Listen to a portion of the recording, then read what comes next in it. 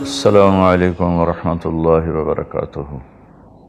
بسم اللہ الرحمن الرحیم، والصلاة والسلام علی رسولہ الکریم وعلی آلہ وصحبہ اجمعین۔ میرے عزیزوں، بھائیوں، بہنوں، بچوں، بچیوں،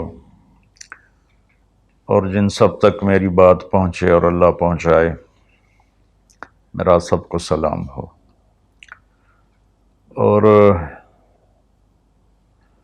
میں پچھلے دنوں گر گیا تھا، لیکن شکر ہے اللہ کا، ہڈی نہیں ٹوٹی، کوئی دانت نہیں ٹوٹا، لیکن پورے چہرے میں درد ہے۔ تو مجھے ایسے خیال آیا کہ کچھ قرآن کے ساتھ سفر کرنا چاہیے، کچھ حدیث پاک کے ساتھ۔ تو جتنی ہمت ہوگی میں آپ کے سامنے کچھ نہ کچھ پیش کرتا رہوں۔ تو آج میں نے قرآن پاک سے ایک بڑی خاص چیز اخذ کی ہے، وہ آپ کو پیش کرنا چاہتا ہوں۔ انسان کے علاوہ جتنی مخلوق ہے سب تعلیم یافتہ ہے۔ انہیں یہ پتہ ہے ہمارا بنانے والا کون ہے، انہیں یہ پتہ ہے ہماری بندگی کیا ہے۔ کل قد علم صلاتہ و تسبیحہ، ہر شے کو پتہ ہے میں نے بندگی کیسے کرنی ہے، اللہ کو یاد کیسے کرنا ہے۔ تو یہ آیت بڑی خوبصورت ہے پوری کائنات کو بتانے کے لیے کہ ایک پتھر کو بھی پتہ ہے کہ میرا رب کون ہے اور میری بندگی کیا ہے، میری نماز کیا ہے۔ وَإِن مِّن شَيْءٍ إِلَّا يُسَبِّحُ بِحَمْدِهِ، یہ اس سے بھی زیادہ طاقتور ہے مفہوم کے لحاظ سے آیت، کہ کائنات میں ایک ریت کے ذرے سے لے کر ہمالیہ پہاڑ تک کوئی چیز ایسی نہیں جو اللہ کو یاد نہ کرتی ہو۔ لیکن انسان جاہل پیدا ہوتا ہے، اس لیے آپ حیران ہوں گے بڑے بڑے پڑھے لکھے مفکر، سائنسدان، وہ ایتھیسٹ ہیں، ان کو یہ بھی نہیں پتا کہ ہمارا بنانے والا کون ہے، ہماری زندگی کا مقصد کیا ہے، ہماری زندگی کا راستہ کیا ہے۔ وَأَنَّ هَذَا صِرَاطِي مُسْتَقِيمًا، اللہ تعالیٰ نے فرمایا یہ ہے میرا بتایا ہوا سیدھا راستہ۔ کہاں سے ملے گا؟ قرآن سے ملے گا، اور تو کہیں سے بھی نہیں ملے گا۔ تو ہمیں سیکھنا پڑتا ہے، اور سیکھنے کے لیے سب سے پہلے قرآن ہے۔ ہم شوق رکھیں قرآن کے سیکھنے کا، قرآن کو پڑھنے کا، قرآن کا ترجمہ پڑھنے کا۔ 500 آیات کے علاوہ تو سب نصیحت ہے، تو بڑا اچھا لگے گا اگر آپ روزانہ کچھ قرآن کے لیے وقت مقرر فرما لیں۔ تو قرآن یہ بتاتا ہے کہ ہم دنیا میں کیوں پیدا ہوئے ہیں، ہمارا خالق کون ہے۔ واللہ خلقکم، تمہیں اللہ نے بنایا، کس چیز سے؟ من تراب، مٹی سے بنایا۔ ایک میں نے اشارہ کر دیا کیوں بنایا ہے۔ وما خلقت الجن والانس الا لیعبدون، صرف اس لیے بنایا ہے کہ تم اللہ کے بندے بن کے چلو۔ اچھا، جتنی آسمانی کتابیں ہیں وہ زندگی کا مقصد بتاتے ہیں، خالق کا پتہ بتاتی ہیں۔ تو ساری آسمانی کتابوں کا خلاصہ قرآن پاک، اور قرآن پاک کا خلاصہ علماء کہتے ہیں سورہ فاتحہ ہے، اور سورہ فاتحہ کا خلاصہ ایاک نعبد، یا اللہ صرف تیری بندگی، صرف تیری بندگی، صرف تیری عبادت، صرف تیرے آگے سجدہ، اور کسی کے آگے نہیں۔ وَإِيَّاكَ نَسْتَعِينُ، اور یا اللہ صرف ہم تجھ سے مدد مانگتے ہیں، تیرے علاوہ ہم کسی سے نہیں مانگتے، یا اللہ صرف تجھ سے مدد مانگتے ہیں۔ ایاک نستعین، ایاک پہلے آیا ہے، پہلے ادھر بھی ایاک پہلے آیا ہے۔ اس میں یہ مطلب بتایا جا رہا ہے کہ یہ صرف اسی ایک اللہ کی عبادت ہے، اور صرف اسی ایک اللہ سے مانگنا ہے۔ عبد، عبادت عبد سے ہے کہ ہم اللہ کے بندے بن جائیں۔ تو ایک جگہ اللہ نے تعارف کرایا ہے کہ میرے بندوں، میں تمہیں بتاؤں کہ میرے بندے کون ہیں۔ ویسے تو سارے اسی کے بندے ہیں، وما خلقت الجن والانس، انسان جنات سب کو اللہ نے پیدا کیا، لیکن اللہ تعالیٰ فرماتا ہے کہ مجھ سے تعلق جن کا ہے اور جنہیں میں کہہ سکتا ہوں کہ یہ ہیں میرے بندے، تو وہ سورہ فرقان میں ہے صرف 12 باتوں کی، 12 باتیں جس مرد عورت میں ہوں گی اللہ اس پہ مہر لگائے گا کہ میرا ہے۔ جب میرا ہے تو پھر اللہ تعالیٰ اس کے ساتھ معاملہ خاص کرے گا نا۔ تو اللہ تعالیٰ کہتا ہے میرے بندو میرا دین تو بہت بڑا ہے، 12، یہ 5 انگلیاں 10 اور یہ 2 12 کا 12 باتیں اپنے اندر پیدا کر لو، تم میرے بنو گے، پھر جو تمہاری طرف ہاتھ اٹھے گا اس سے میں کاٹوں گا، جو پاؤں اٹھے گا اس سے میں توڑوں گا، جو آنکھ اٹھے گی اس سے میں پھوڑوں گا، پر پہلے میرے بنو تو صحیح۔ وہ کیا ہیں؟ وعباد الرحمن الذین یمشون علی الارض ہونا، پہلی صفت کہ اللہ کہتا ہے میرے بندے کون ہیں؟ کہتا ہے جو زمین پر عاجزی اور تواضع اختیار کرے۔ اللہ اکبر۔ زمین جب کسی کو اقتدار مل جاتا ہے تو اکڑ کے چلتا ہے، پیسہ مل جاتا ہے اکڑ کے چلتا ہے، شہرت مل جاتی ہے اکڑ کے چلتا ہے، تو اللہ نے کہا پہلی نشانی کیا ہے؟ عاجزی اختیار کرو۔ تو کوئی وظیفہ نہیں بتایا، کوئی تسبیح نہیں بتائی، کہا عاجزی اختیار کرو، اپنی حیثیت کو یاد رکھو کہ اول نطفہ ہوں، آخر ایک مردار ہوں، کچھ عرصے کے بعد چند مٹھی مٹی ہوں، اور پھر اللہ مجھے کھڑا کرے گا تو اس دن دیکھا جس کی نیکیاں بڑھیں گی تو وہ عزت دار ہے، جس کی گھٹ گئیں وہ ذلیل و خوار ہے۔ تو پہلی صفت ہے کہ اللہ کے بندے وہ ہیں جو عاجزی اختیار کرتے ہیں، صرف یہ نہیں کہ زمین پر تواضع سے چلنا نہیں، وہ پوری زندگی ان کی عاجزی کی ہوتی ہے۔ سورہ لقمان میں ہے کہ لا تمش فی الارض مرحا، بیٹا اکڑ کے کبھی نہ چلنا، انک لن تخرق الارض ولن تبلغ الجبال طولا، کہ تو نہ تو پہاڑوں سے اوپر قد لے جا سکتا ہے، نہ ایڑی مار کے زمین پھاڑ سکتا ہے۔ تو ایک میں مختصر بیان کرتا ہوں تواضع، دوسری تواضع سے جڑی ہوئی بات ہے کہ تواضع کا پتہ کب چلے گا؟ وہ دوسری صفت ہے وَإِذَا خَاطَبَهُمُ الْجَاهِلُونَ قَالُوا سَلَامًا۔ سبحان اللہ۔ جب ان سے کوئی، یہاں جاہلون سے مراد ان پڑھ نہیں، جاہلون سے مراد ہے زیادتی کرنے والا، وَأَعُوذُ بِكَ مِنْ أَنْ أَجْهَلَ أَوْ يُجْهَلَ عَلَيَّ، یا اللہ میں پناہ چاہتا ہوں کوئی میرے اوپر زیادتی کرے یا میں کسی پر زیادتی کروں۔ یہاں جہالت سے مراد ہے زیادتی کرنے والا، بدتمیزی کرنے والا۔ تو وہ کیا کرتے ہیں؟ قالوا سلاما، وہ یہ نہیں کرتے کہ اس سے کتنے لوگ قطع تعلق مرا لیتے، باجی السلام علیکم، تو ڈرا ہو رے سا ڈرا ہو رے۔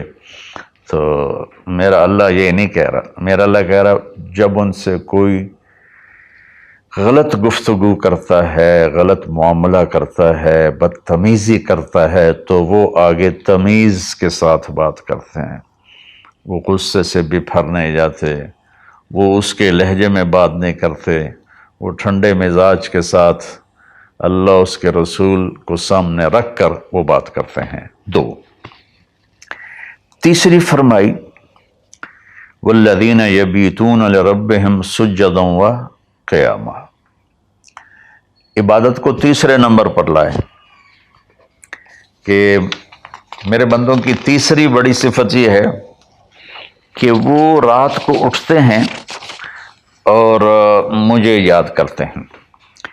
اچھا، اب آج کل سستی کا زمانہ ہے، میرے نبی نے ایک حدیث سنائی تو وہ بہت بڑی خوشخبری ہے آپ کے لیے۔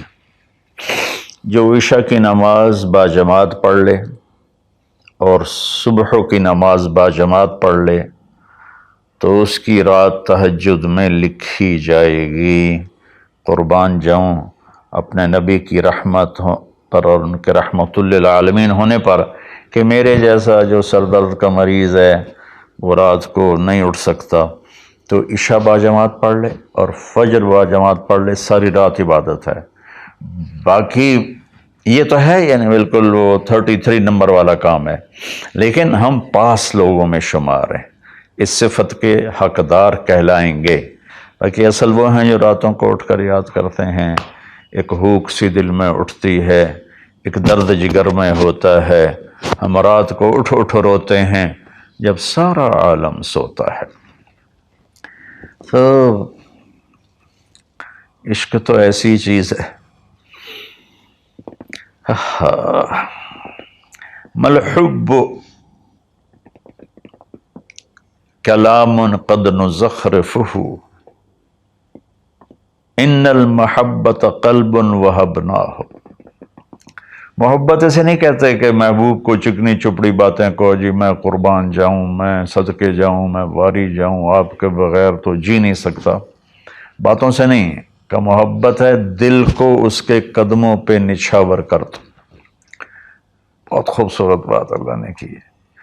تو جو لوگ ماشاءاللہ راتوں کو اٹھتے ہیں ان کو مبارک ہو، لیکن ہمارے جیسے کمزور بھی اس فضیلت میں ہیں۔ عشاء باجماعت پڑھ لو، فجر باجماعت پڑھ لو، اور پھر اللہ تعالیٰ پہ قربان جائیں کہ ان کی جو ہے نا دعا اللہ تعالیٰ بتاتا ہے، والذین یقولون ربنا اصرف عنا عذاب جہنم ان عذابها کان غراما۔ وہ اللہ ان کی دعا بتا رہا ہے کہ وہ کہتے ہیں یا اللہ ہم سے عذاب جہنم دور فرما، چونکہ یہ نہ ٹلنے والا عذاب ہے جو چمٹ جاتا ہے، اور وہ انہا ساءت مستقرا و مقاما، اور یا اللہ وہ بہت ہی برا ہے، بہت ہی برا ہے۔ تو تہجد اور دعائیں، دعا بہت بڑی طاقت ہے، بہت بڑی طاقت ہے، بہت بڑی طاقت۔ ہم نے دعا ایسے ہی بنائی ہوئی ہے، فرض نماز کے بعد مولوی صاحب رٹے رٹائے جملے بولتے ہیں، ہم پیچھے آمین کہتے ہیں۔ دعا وہ ہے جو آپ تنہائی میں اللہ کے سامنے گڑ گڑا کر بولتے ہیں۔ میرے نبی نے فرمایا اللہ کے سامنے روو، اچھا اگر علم تبکو فتباکو، اچھا اگر تمہیں رونا نہیں آتا نا تو رونے کی شکل بنا لو۔ چوتھی چیز بتاتے ہیں، والذین یقولون ربنا اصرف عنا عذاب جہنم ان عذابها کان غراما انہا ساءت مستقرا و مقاما۔ یا اللہ جہنم سے بچانا اور جہنم کے عذاب سے بچانا، وہ اللہ آپ پہ ہی معاف کرے گا۔ یہ ہمارے اب تو عام ماحول میں جی اللہ آپ پہ ہی معاف کرے گا، اللہ بڑا غفور الرحیم ہے، اللہ آپ پہ ہی معاف کرے گا۔ تو میں تو اپنے ماحول میں بات کرتا ہوں اپنے عزیز رشتہ داروں سے کہ اللہ آپ پہ ہی کپا کٹ دے گا، سپرے نہ کرو، پانی نہ لاؤ، کھاد نہ دیو، آپ بہے کوئی بی پا دیو، اللہ آپ پہ ہی کٹ دے گا۔ لے جی مولانا صاحب کہیں گل نہ کریں دیو، بھلا کدی پانی تے کھاد تے سپرے تو بغیر بھی کاشا ہوئی۔ تو اللہ یہی کہہ رہا ہے کہ ڈرو مجھ سے اس جہنم کے عذاب سے اور اس سے بچاؤ کا راستہ اختیار کرو۔ پانچویں بات کیا ہے؟ والذین اذا انفقوا لم یسرفوا ولم یقتروا وکان بین ذلک قواما۔ بہت اعلیٰ چیز ہے، معیشت کو، اکانومی کو بہت خوبصورت انداز میں بتایا کہ میرے خاص بندے وہ ہیں، دیکھو اللہ نے دنیا کا بھی بیچ میں ڈالا۔ اللہ والے دنیا کو نہیں دیکھتے، اللہ والے چٹائیوں پہ سوتے ہیں، اللہ والے بادشاہوں سے نہیں ملتے ہیں، اللہ والوں کے پاس جایا جاتا ہے، اللہ والے کسی کے پاس نہیں جاتے ہیں۔ ارے سب سے بڑے اللہ والے تو نبی ہیں، اللہ نے فرعون کے پاس بھیجا موسیٰ علیہ السلام کو، اور کائنات کی افضل ترین ہستی اللہ کے بعد میرے نبی ہیں، ابو جہل کے پاس بھیجا۔ تو یہاں ان کی معیشت کو بتایا جا رہا ہے کہ میرے بندے وہ ہیں جتنا ہم نے ان کو دیا ہے اس سے بڑھ کر خرچ نہیں کرتے۔ قرضے اٹھا لیے، شادی آ گئی، اس پر مجھے ایک بتا رہا تھا ساتھی کہ ایک آدمی نے اپنے بچے کی شادی کی تو 40 لاکھ کی آتش بازی چھوڑی۔ یہ اللہ اس سے منع کر رہا ہے کہ میرے بندے وہ ہیں کہ جو ایسے نام و نام 40 لاکھ روپے کو آگ لگا دی، اس 40 لاکھ روپے پر کتنے غریب بچیوں کی شادیاں ہو جاتی، کتنے مریضوں کا علاج ہو جاتا۔ وَلَمْ يَقْتُرُوا، دوسری بات ہے کہ جتنا دیا ہے اس سے اوپر نہیں جاتے کہ قرضوں میں چلے جائیں، اکانومی برباد ہو گئی۔ اور وَلَمْ يَقْتُرُوا، اور جتنا دیا ہے اس سے کم بھی خرچ نہیں کرتے، کنجوس نہیں ہوتے، بخیل نہیں ہوتے، لالچی نہیں ہوتے۔ یہ چیز بھی اکانومی کو ہٹ کرتی ہے کہ بس جوڑتے جاؤ اور اس کو آگے بڑھاؤ نہیں، اس کو آگے دو نہیں۔ تو اللہ تعالیٰ پہ قربان جاؤں، اس نے خاص طور پر ہمارے معاشرے میں اللہ والا وہ سمجھا جاتا ہے جس کو دنیا کی خبر ہی کوئی نہ ہو، اور اللہ والا وہ ہوتا ہے جو بس مسلح پہ بیٹھا رہتا ہے۔ اور اللہ تعالیٰ یہاں ان کی اکانومی کو بتا رہا ہے کہ وہ کام کرتے ہیں، کاروبار کرتے ہیں، وہ تجارت کرتے ہیں، وہ زراعت کرتے ہیں، وہ حکومت کرتے ہیں۔ ابو بکر سے بڑھ کے اللہ والا کون ہوگا؟ خلفائے اربعہ سے بڑھ کے اللہ والا کون ہوگا؟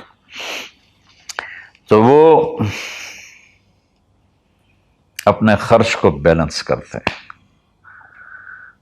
کل پرسوں ہی ایک ساتھی بات کر رہا تھا، اصحاب صفہ تو چٹائیوں پہ بھوکے لیٹے رہتے تھے۔ یہ شروع کی باتیں ہیں۔ عبد الرحمن بن عوف ٹاپ 10 صحابہ میں ہیں، ٹاپ 10 صحابہ میں۔ جب ان کا انتقال ہوا تو ان کی 4 بیویوں کو جو 1/8 ملا وہ 48,000 دینار تھے۔ تو آج کے لحاظ سے وہ 12 ارب روپیہ بنتا ہے۔ جس آدمی کا 1/8 12 ارب ہو تو پورا کتنا ہوگا؟ اور 10,000 بکریاں، 1,000 اونٹ، 1,000 گھوڑے، اور شام، عراق، مصر، حجاز میں زمینیں، جائیدادیں، باغات۔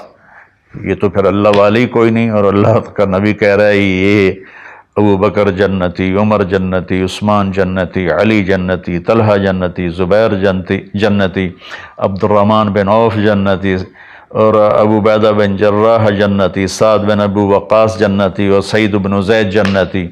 یہ سب بڑے، 4 تو ویسے ہی حکمران ہیں، خلفاء ہیں۔ اور حضرت زبیر کے 1,000 غلام تھے جو ان کی کھیتی باڑی اور تجارت کو سنبھالتے تھے۔ اور حضرت طلحہ کے امپورٹ ایکسپورٹ کے لیے بحری جہاز چلتے تھے۔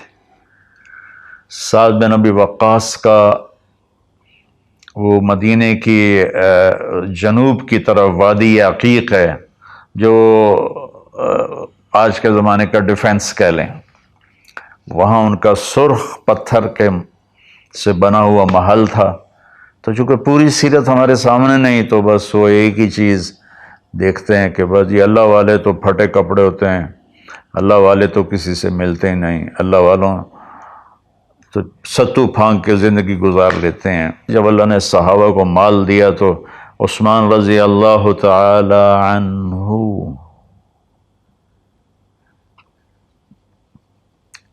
کہنے لگے اپنی بیوی نائلہ کے لیے میں نے چادر خریدی ہے 300 دینار میں، 300 دینار میں، جو 7.5 کروڑ روپیہ بنتا ہے۔ اور کہہ رہے کہ پتہ نہیں اسے پسند آئے گی کہ نہیں آئے گی۔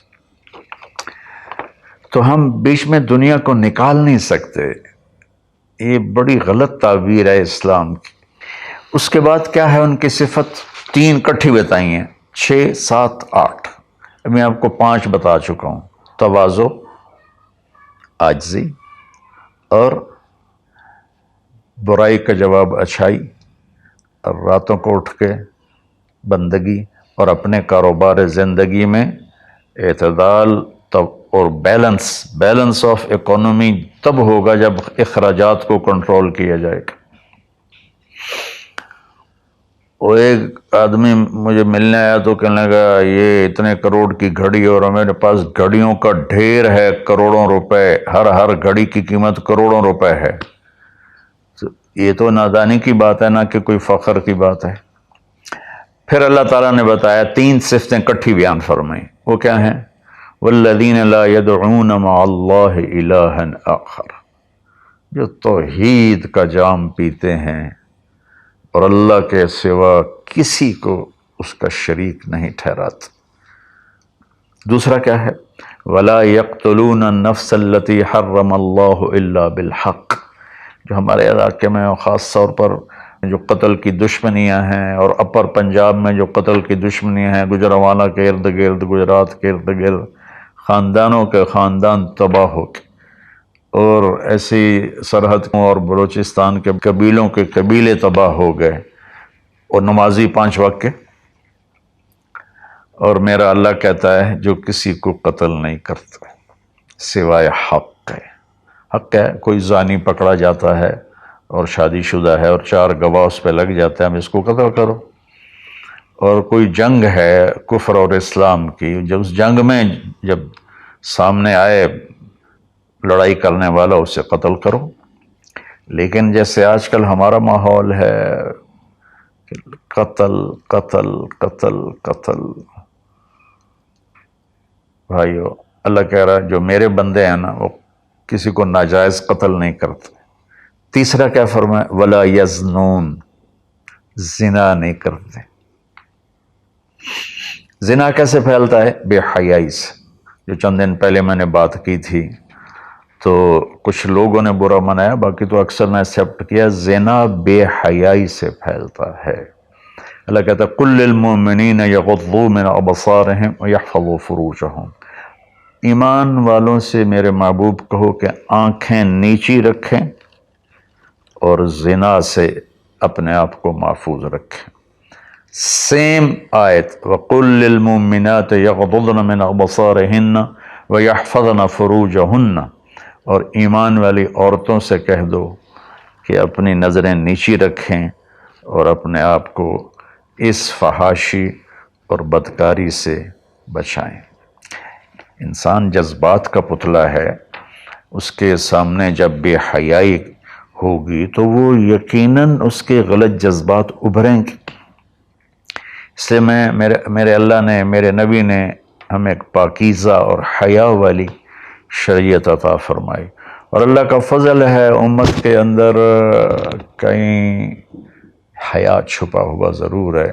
خاص طور پر میں اپنے ان بھائیوں سے کہوں گا جو شادی کرنے کے بعد بھی الگ عورتیں رکھی ہوتی ہیں، اللہ کی قسم میں بڑے دکھ اور شرم کے ساتھ یہ بات کر رہا ہوں، کوئی میں ہٹ نہیں کر رہا ہوں، کہ میرے بھائی جو شادی کر کے بھی اور عورتوں سے تعلق رکھتے ہیں، اور اس سے بھی گری ہوئی بات ہے میری بہنیں جو شادی کے بعد بھی غیر مردوں سے تعلق رکھتی ہیں۔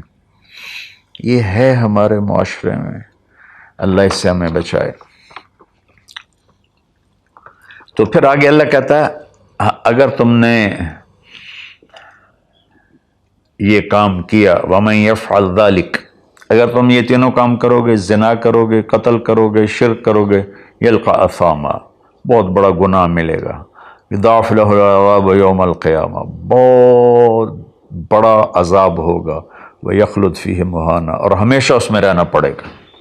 لیکن إِلَّا مَن تَابَ، سوائے اس کے جس نے توبہ کر لی، وَآمَنَ، اور ایمان لایا، وَعَمِلَ صَالِحًا، اور اس نے اچھے عمل اختیار کیے۔ اب آگے خوشخبری سننا، اللہ یہ نہیں کہہ رہا اللہ ان کو معاف کر دے گا، اللہ کہہ رہا فَأُولَٰئِكَ يُبَدِّلُ اللَّهُ سَيِّئَاتِهِمْ حَسَنَاتٍ وَكَانَ اللَّهُ غَفُورًا رَحِيمًا۔ اللہ تعالیٰ فرما رہے ہیں کہ ہائے ہائے، اگر تم توبہ کر لو گے نا، ایمان لے آؤ گے، اچھے عمل کرو گے، تو میں صرف تمہیں معاف نہیں کروں گا، تمہاری برائیاں مٹا کے وہاں نیکیاں لکھ دوں گا۔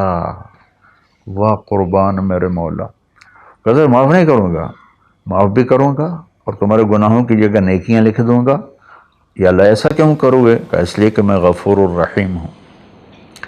تو من تاب وعمل صالحا فإنہ یتوب الی اللہ متابا، آگے اللہ نے بتایا کہ توبہ کرنے والا ہے کون؟ جو توبہ کرنے کے بعد اپنے عمل کو بدلتا ہے، اچھا کرتا ہے، یہ ہے صحیح توبہ کرنے والا۔ لیکن ایک خوشخبری سنا دو، مثلا ایک آدمی کی توبہ کر کے توڑ دیتا ہے۔ چند دن پہلے ایک نوجوان کا فون تھا، روز نے دھاڑے ماری کہ جی توبہ کرتا ہوں، پھر 15 دن بعد ٹوٹ جاتی ہے، پھر توبہ کرتا ہوں، پھر 15 دن بعد ٹوٹ جاتی ہے۔ میں نے کہا توبہ کرتے ہو؟ کہتا جی کرتا ہوں۔ میں نے کہا معاف ہے۔ وہ انسان ہی نہیں جس سے خطا نہ ہو۔ وہ انسان ہی نہیں جو بھولے نہیں. تو میرے اللہ نے توبہ کی کوئی لمٹ نہیں رکھی، نہ عدد نہ عمر. بھائی تو 60 سال کا ہو گیا ہے، تجھے حکومت پاکستان ریٹائر کرتی ہے، ہم بھی تیری توبہ قبول نہیں کریں گے. یا بھائی تو 3 دفعہ کر چکا ہے گناہ، اب ہم تیری توبہ قبول نہیں کریں گے. اللہ تعالیٰ کہتا ہے لو بلغت الذنوب عنان السماء ثم استغفرتنی غفرت لک ولا ابالی. میرے بندے میں اتنا بڑا رحم کرنے والا ہوں، تم ایک عورت یا ایک مرد اتنے گناہ کرو کہ زمین پہ رکھتے رکھتے رکھتے رکھتے آسمان کی چھت کو لگا دو، پھر ایک دفعہ کہو یا اللہ معاف کر، تو میں ساری معاف کر دوں. ہمارا اللہ بڑا پیارا اللہ ہے. اچھا، 9ویں صفت کیا ہے ان کی؟ والذین لا یشہدون الزور واذا مروا باللغو مروا کراما. اس کا ایک ترجمہ تو یہ ہے کہ جہاں گندی محفل ہو اور شرابی کی محفل چل رہی ہے، یا کوئی ناچ گانے کی محفل چل رہی ہے، یا کہیں کسی کی غیبت ہو رہی ہے، برائی ہو رہی ہے، کسی پہ ظلم ہو رہا ہے، تو وہ اس میں شامل نہیں ہوتے، چپ کر کے دائیں بائیں سے نکل جاتے ہیں. دوسرا ترجمہ یہ ہے کہ جو جھوٹی گواہی نہیں دیتے، جو جھوٹی گواہی نہیں دیتے. اچھا، اس میں ایک بڑی اور خوبصورت بات ہے، مروا کراما وَإِذَا مروا باللغو مروا کراما. میں دیکھوں گا شراب پی رہے ہیں بچے تو میں کہوں بدبخت، نامراد، ذلیل، کمینے، شرابیں پی رہے ہیں، چرس بیچ رہے ہیں یا چرس پی رہے ہیں، میرا یہ معاملہ ہوگا. لیکن مرو کرا، جب وہ کسی غلط محفل کو دیکھتے ہیں تو عزت کے ساتھ گزر جاتے ہیں، یعنی اپنا دامن بھی بچاتے ہیں، اور جو برائی کر رہے ہوتے ہیں ان کو بھی حقیر نہیں سمجھتے. میں اپنے دیندار طبقے کے سامنے ہاتھ جوڑتا ہوں کہ غلط راہوں پہ چلنے والوں کو حقیر نہ جانیں، ان سے نفرت نہ کریں، ان سے پیار کریں. میرا میں اپنے گاؤں میں ہوں، تلمبا 3 کلومیٹر ہے، 250 طوائفیں ہیں. ان کو صرف بیٹی کہنے پر ان کی زندگی کیا سے کیا ہوگی. وہ کچھ ان کا وظیفہ لگایا تھا تو ان کی زندگی کیا سے کیا ہوگی. تو بھائی کسی کو حقیر نہ جانو، کسی سے نفرت نہ کرو، چاہے کوئی غیر مسلم ہے، چاہے کوئی مسلم ہے لیکن تمہارے عقائد کے خلاف ہے، یا تمہارا جھگڑا ہے، تمہیں لڑائی ہے، یا وہ زانی ہے، شرابی ہے، جواری ہے، نفرت نہ کرو، نفرت نہ کرو، نفرت نہ کرو. اور 10ویں ہو گئی وَإِذَا مَرُّوا بِاللَّغْوِ مَرُّوا كِرَامًا، کہ وَالَّذِينَ إِذَا ذُكِّرُوا بِآيَاتِ رَبِّهِمْ لَمْ يَخِرُّوا عَلَيْهَا صُمًّا وَعُمْيَانًا. جب ان کے سامنے اللہ کی بات آتی ہے تو سننے سے انکار نہیں کرتے، یعنی آنکھیں بند نہیں کرتے، کان بند نہیں کرتے، کہ جیسے اندھے اور بہرے پر چیز پیش کرو تو اسے پتہ نہیں لگے گا. تو میرا اللہ کہہ رہا ہے کہ جب ان کے سامنے میری بات آتی ہے، میرا قرآن آتا ہے، میرے نبی کا فرمان آتا ہے، تو اندھے بہرے نہیں ہوتے بلکہ غور کر کے سنتے ہیں، غور کر کے سنتے ہیں. تو اللہ ایک ان کی صفت یہ بتا رہے ہیں کہ وہ اللہ کا کلام سنتے ہیں تو تاثر لیتے ہیں اور اپنے آپ کو بدلتے ہیں، اور اپنے گناہوں پر باقی نہیں رہتے بلکہ اپنے آپ کو توبہ کرتے ہیں اللہ کے سامنے. پھر جب توبہ ٹوٹ جائے پھر رو دھو کے توبہ کرتے ہیں. 12ویں صفت کیا ہے؟ سبحان اللہ. واہ جی واہ. اللہ والوں کو تو بیوی بچوں کی بھی پرواہ نہیں ہوتی. اللہ والوں کے گھروں میں تو فاقے ہوتے ہیں. اب یہ اللہ والوں کی بات بتا رہا ہوں. والذین یقولون ربنا هب لنا من ازواجنا وذریاتنا قرۃ اعین وجعلنا للمتقین اماما. سبحان اللہ. جو کہتے ہیں یا اللہ ہمیں ہمارے ازواج یعنی بیویاں، ہماری اولادیں ایسی دے جو آنکھوں کی ٹھنڈک بن جائیں، اور ہمیں متقین کا سردار بنا، امام بنا.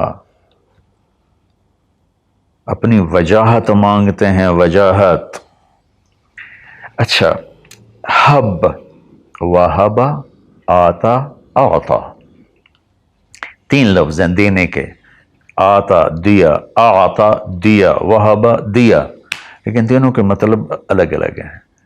آتا کہ میں نے آپ کو ایک چیز دی، قلم دیا، لیکن آپ کو مالک نہیں بنایا، واپس لے سکتے بھائی واپس کرو۔ آتا میں آپ کو گاڑی دیتا ہوں تو میں آتا کا مطلب ہے کہ میں واپس نہیں لوں گا، یہ تمہاری پکی ملک ہو گئی۔ وہبا میں تمہیں وہ چیز دوں گا جو تیرے خواب و خیال میں بھی نہیں ہوگی، تیرے تصور سے بھی بالا تر ہوگی۔ کیا مانگتے ہیں اللہ والے؟ یا اللہ میری بیوی ایسی ہو، اتنی اچھی ہو کہ میرے تصور سے بھی بالا تر ہو، میری اولاد ایسی ہو، اتنی نیک ہو، اتنی صلاحیت والے ہوں کہ میرے تصور سے بھی بالا تر ہوں۔ اللہ ہمیں یہ دعا سکھا رہا ہے، یہ نہیں کہا کہ مانگو آتے نہ، کہہ رہا ہے حب لنا، یا اللہ ہمارے گمان سے بھی اوپر کر کے بیوی اور بچے دے، اور ہمیں دنیا میں وجاہت دے، عزت دے۔ اس کا مانگنا انسانی حقوق میں شامل ہے۔ ہاں ایسی وجاہت اور ایسی شہرت جس کے پیچھے شیطانی کام ہو وہ حرام ہے، ورنہ عزت نفس تو ہر انسان کو پیاری ہے۔ اور پھر اللہ تعالیٰ کہتا ہے قرۃ اعین، آنکھیں ٹھنڈی ہو جائیں۔ اس سے بڑی تعبیر پورے کلام عرب میں نہیں ہے اندر کی خوشی کی، آنکھیں ٹھنڈی ہو جانا۔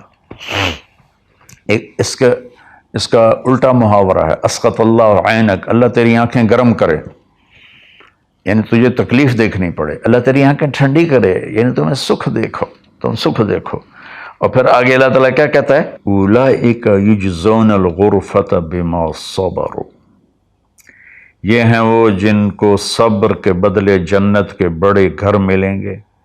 وَيُلَقَّوْنَ فِيهَا تَحِيَّةً وَالسَّلَامًا، جس میں گاڈ آف آنر ان کو پیش کیا جائے گا، سلام کیا جائے گا۔ خالدین فیہا، اس میں ہمیشہ رہیں گے۔